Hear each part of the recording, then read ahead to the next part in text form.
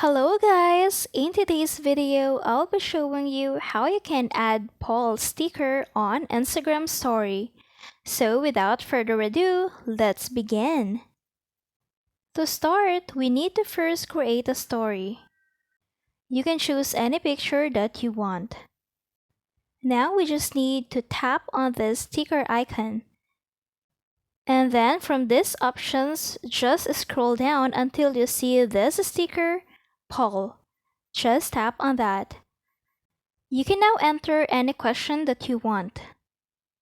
For example, do you like crochet?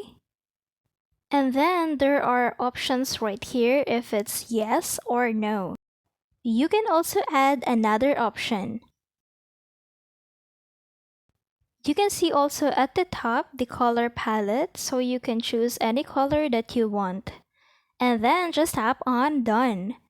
And that's it. I hope this video helped you out. Thank you for watching. Don't forget to like and subscribe.